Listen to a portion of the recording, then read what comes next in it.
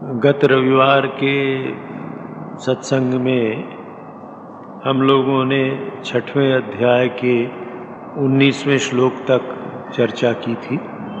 20वां श्लोक केवल पढ़ा गया था।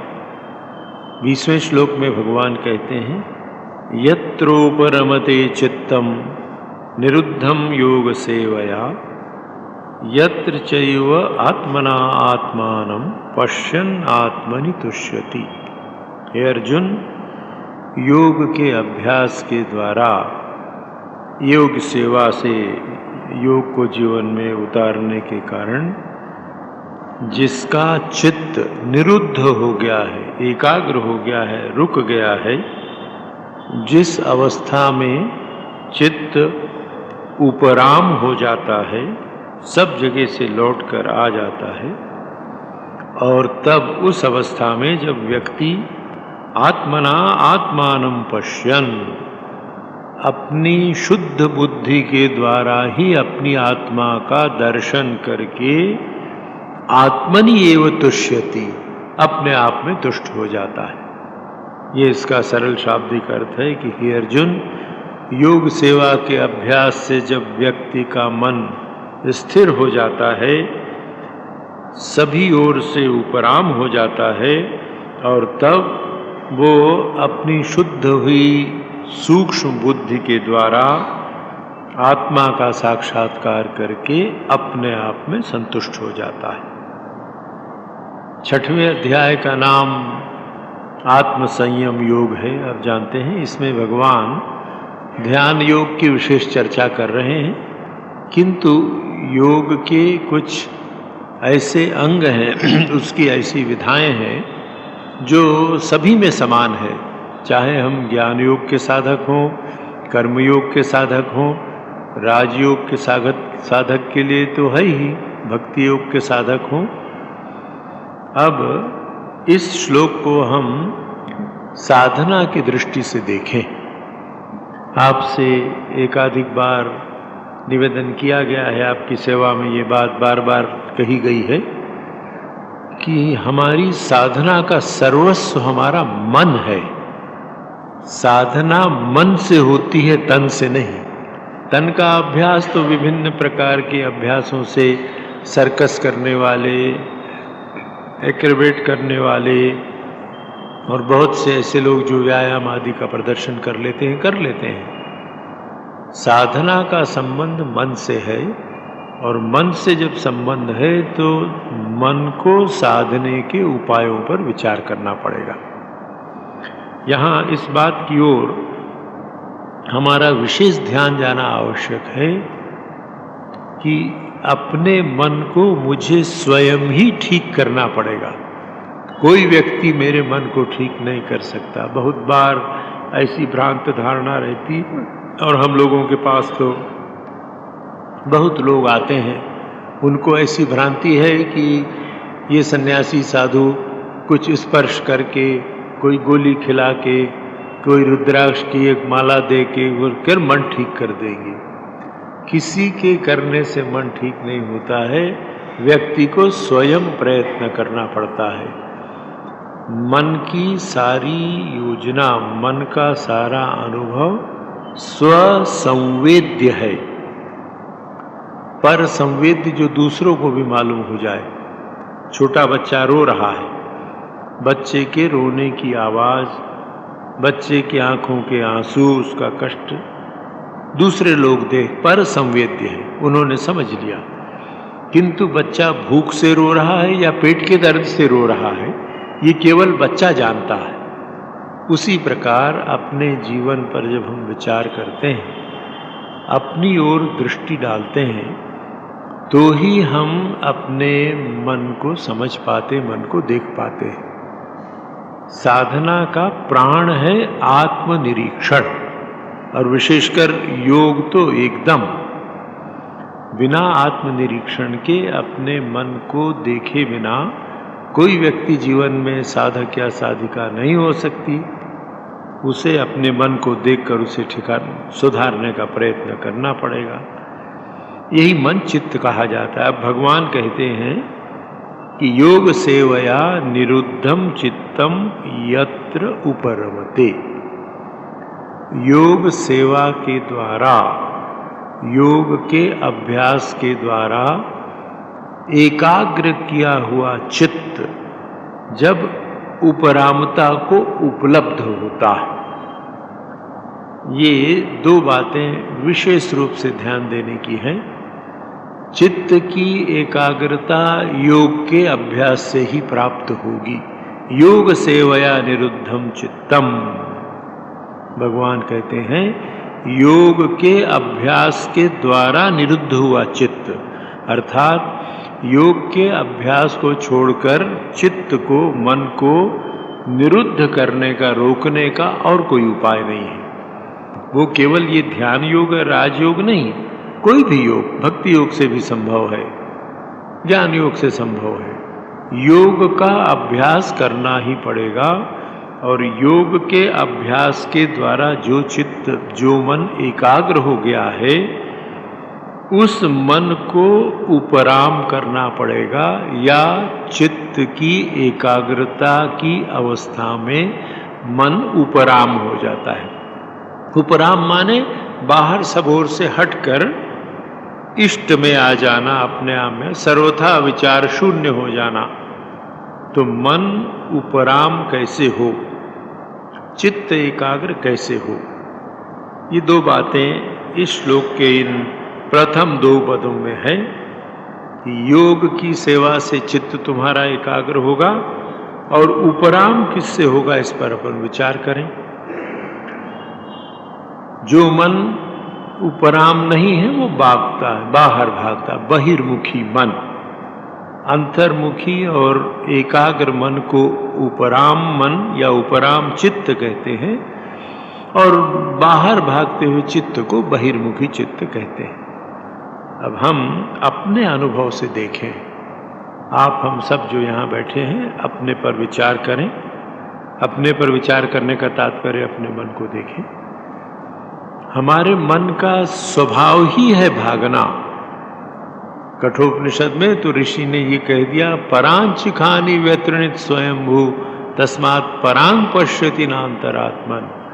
भगवान ने हमारी इंद्रियों को बहिर्मुखी बना दिया, इसलिए वो इंद्रियां परांग पश्यति, बाहर की ओर ही देखती हैं, भीतर की ओर नहीं देखती।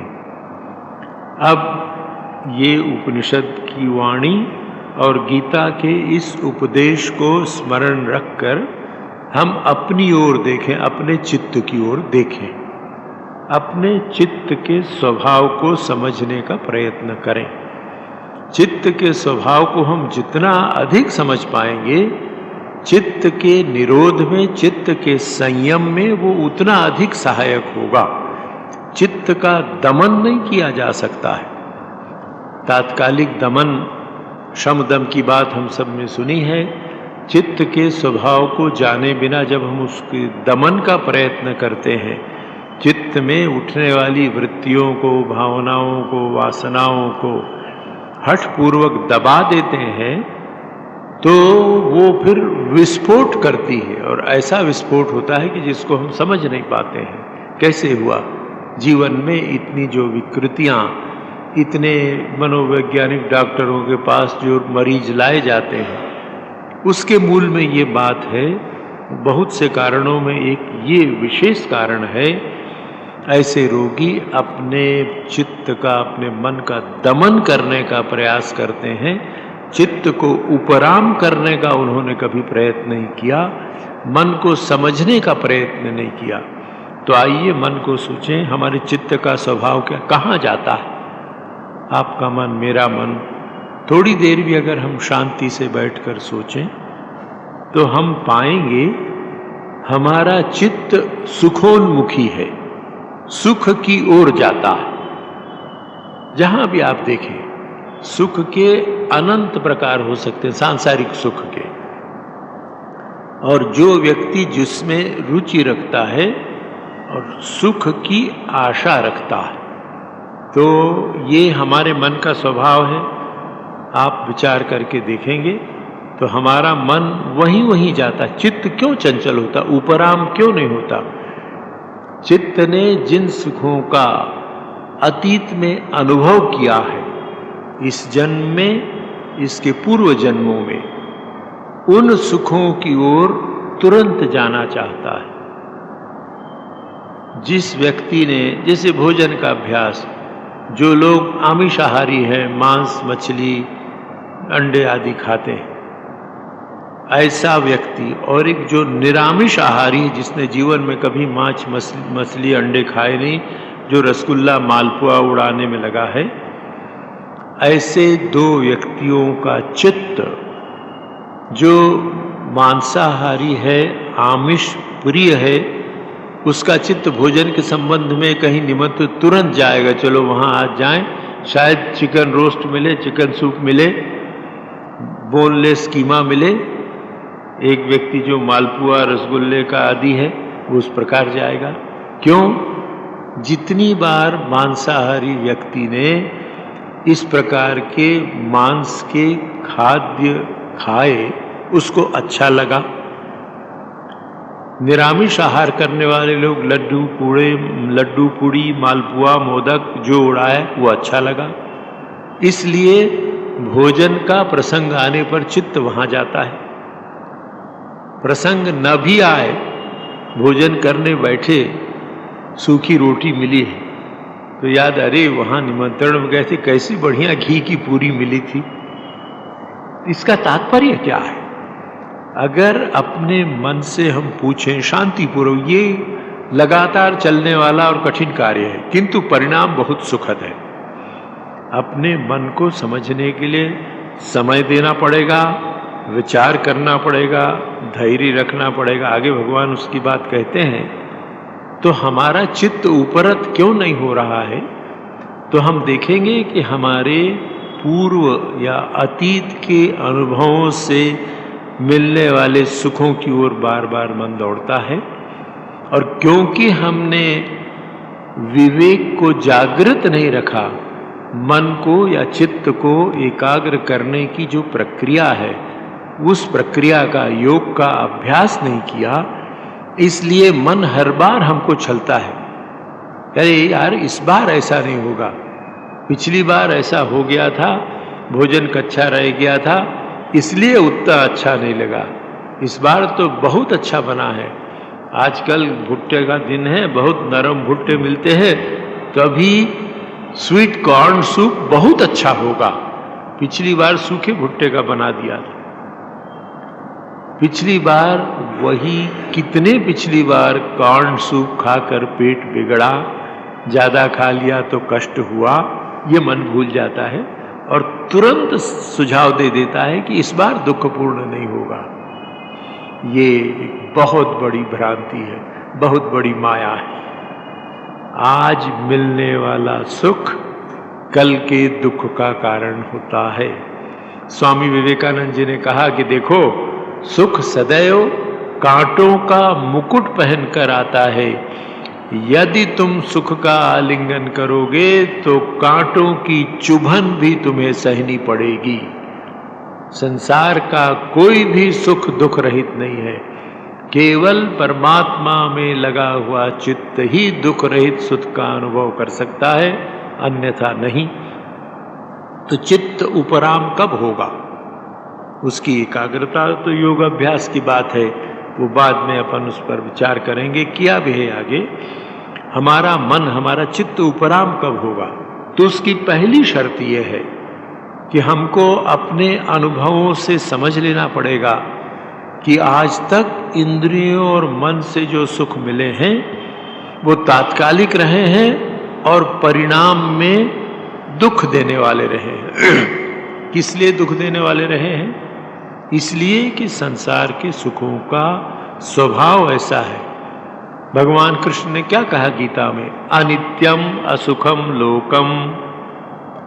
ये अनित्य है, असुख है, और जन्म मृत्यु जरा व्याधि दोष दुख अनुदर्शनम। गीता में भगवान स्पष्ट कहते हैं कि संसार में जो भी सुख तुमको दिख रहा है वो आभास मात्र है, उसके पीछे दुख का पहाड़ है।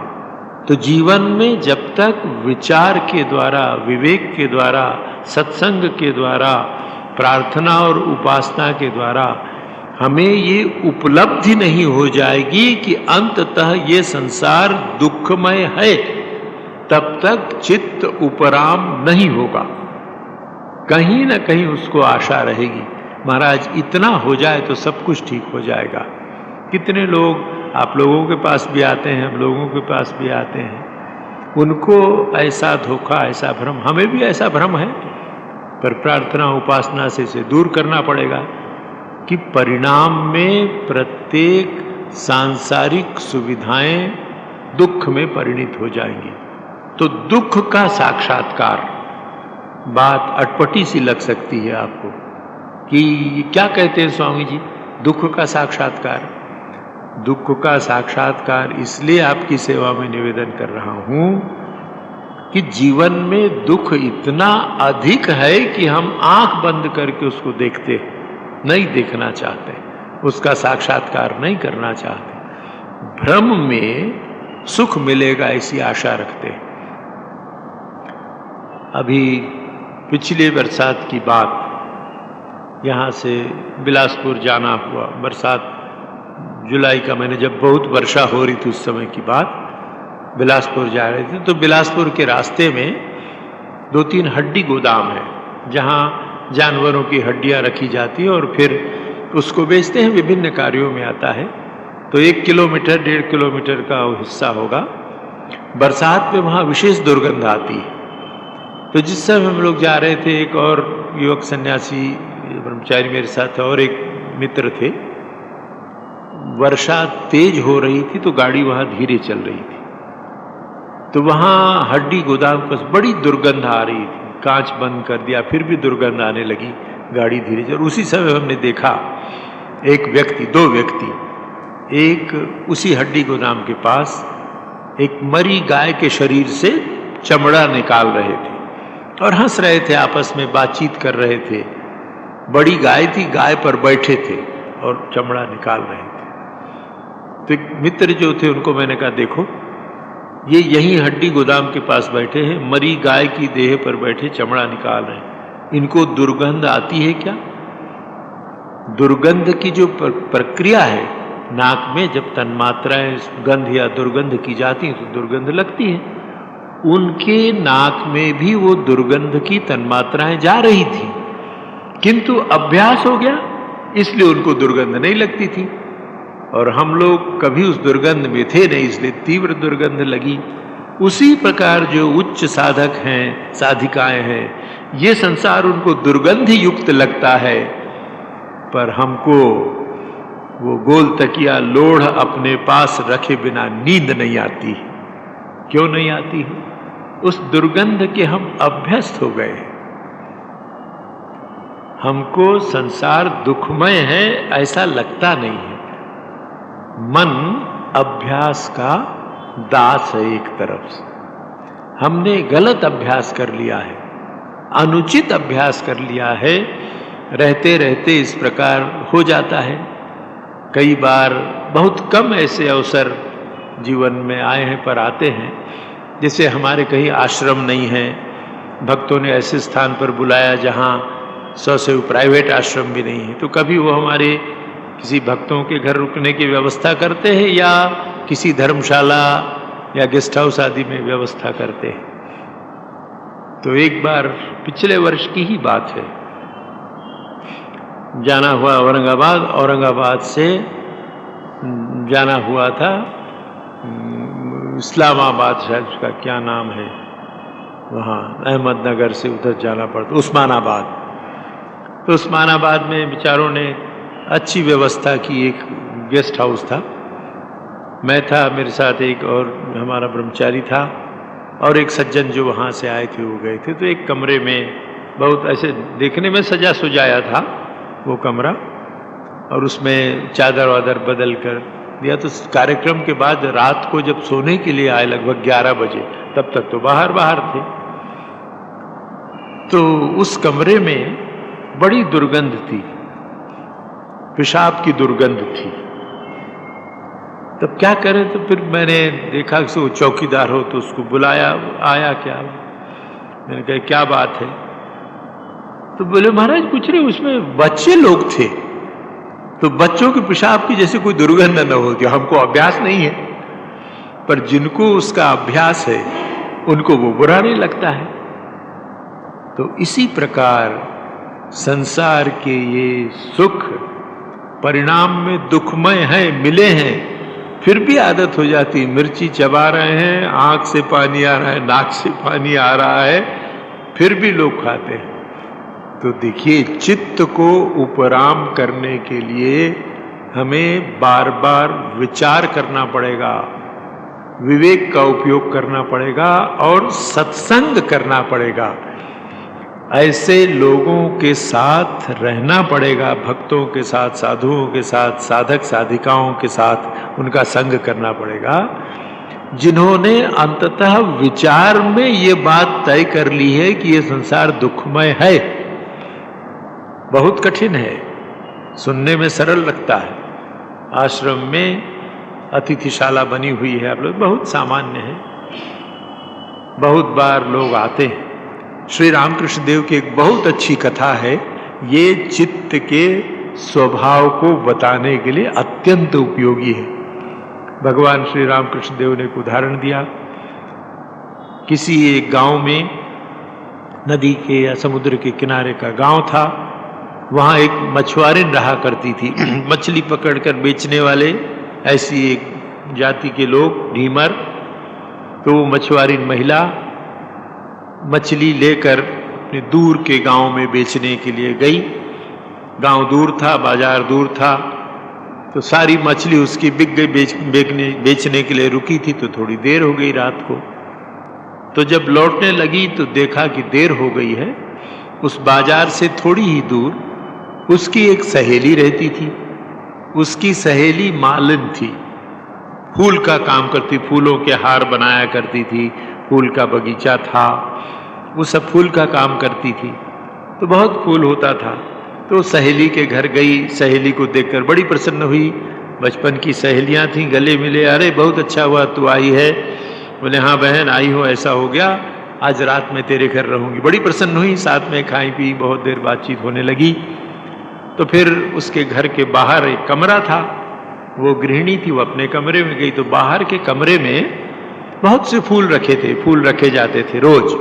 उस दिन भी बहुत फूल रखे थे, फूल की मालाएं टंगी थी, पानी छिड़का हुआ था, कच्चा कपड़ा फूल पर, भीगा हुआ कपड़ा डाल रखा था, फूल सूख न जाए, बड़ी सुगंध आ रही थी। उसको सोने को दिया। अब बेचारी उसको नींद ना आए मछुआरिन को।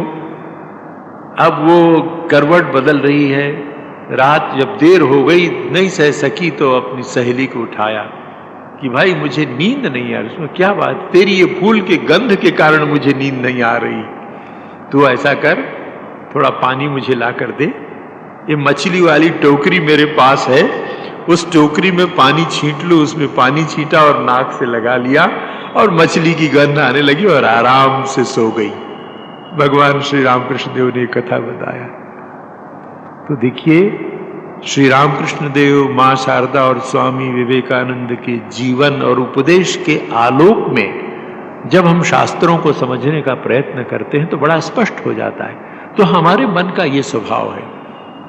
वो मछली की, अरे अष्टगंध की बोले रे हैं, अभी मेरे दिमाग में नहीं आ रहा है, जो मछली की गंध हैं, हिंदी में फिर वो उसकी मछली की जो गंध है एक प्रकार की, उस गंध की वो इतनी अभ्यस्त हो गई थी महिला कि उनको ये अच्छा नहीं लगा। आप हम अपने मन को देखें, हमारा मन उस मछुआरिन की तरह संसार की दुर्गंध का अभ्यस्त है।